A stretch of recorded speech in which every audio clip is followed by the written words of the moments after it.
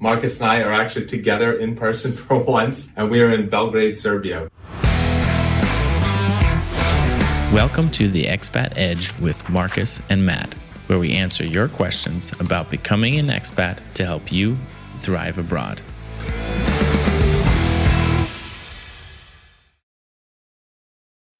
Hey everyone, welcome back to the Expat Edge. Today we've got a special episode.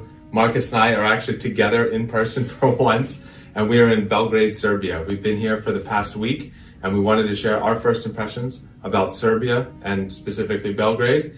Let's just dive into it. Marcus, we got here and obviously, we had maybe some preconceived notions as to what Serbia is, what it's like. Obviously, based on our experience in Russia, at least I thought that it was going to be quite similar to Russia. But what were your first impressions when you first got here to Serbia? So Serbia, I didn't know what to think in the very beginning because It was similar to when I went to Russia. I didn't know anything about Russia. I didn't know anything about Serbia, honestly. I've met a few Serbians in Germany, but I didn't know whether they were, more similar to the West or Russians or Ukrainians who I've met. And I was quite surprised at how open they were right off the bat. Yeah.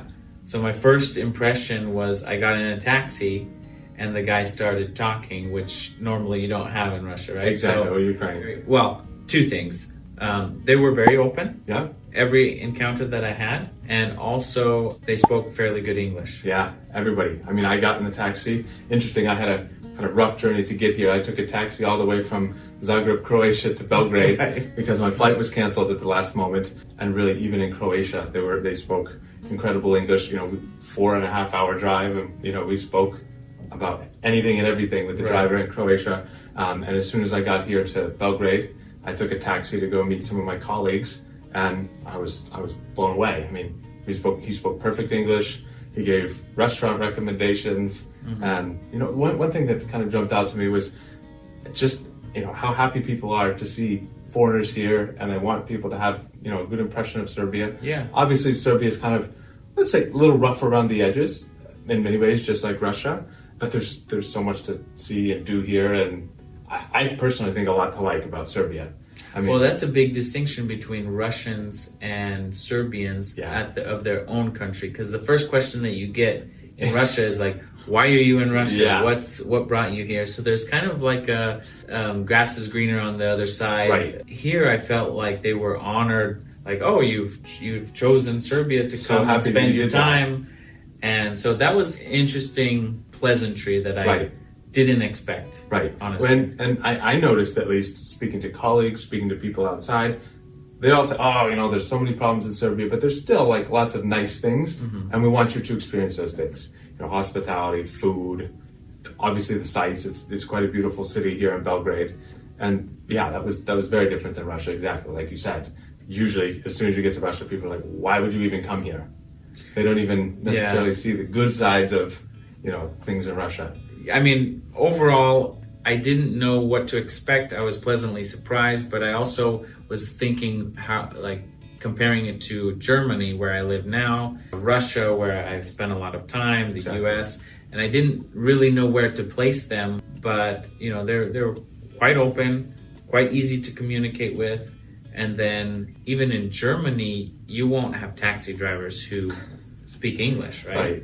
In Russia, you will never have I've had a taxi driver who's spoken English. Yeah, in Russia. I have too, but very rare. Right. But I mean, on both sides, Russia, Germany, I've been in the taxi in Spain, almost no English. Right. But here, right away, I could have a nice conversation with the taxi driver. Right. Almost every taxi driver. Literally almost. We'll get into that later. There was one who had limited English, but we didn't really talk enough to know his level. But so that right off the bat opens the whole lot of opportunity to find out about Serbia. Exactly.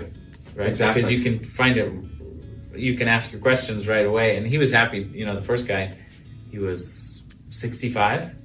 That's and he was happy to talk about Serbia. Right. I mean, we met some people who actually had spent a lot of time in the West and chose to come back to Serbia. So it's not, necessarily a country that people leave and never come back to, which, I mean, in Russia, you also have people who leave and come back, but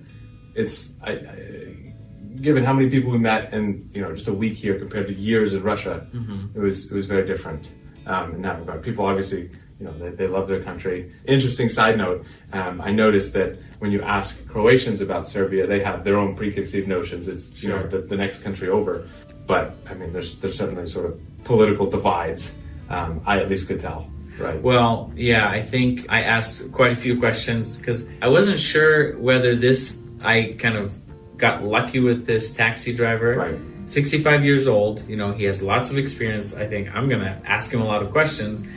And so I started asking him questions. I thought, I don't know the level of English. So I started kind of exploiting that. And so I asked him, what do you think about the politics? And he's, I got the impression that many people are content with life in Serbia. I don't know, statistically speaking, how many want to leave or how many stay. Well, I mean, Serbia is certainly known as a country where there are lots of people leaving. So I think with that in mind, it's even more surprising that you see people like sort of repatriating back to Serbia too. But they also have the freedom to travel. And this guy said, I was just in Greece last week. Yeah. I'm going to, I think, Turkey. Many of them have seen much of Europe, I guess is what we want to say. Right.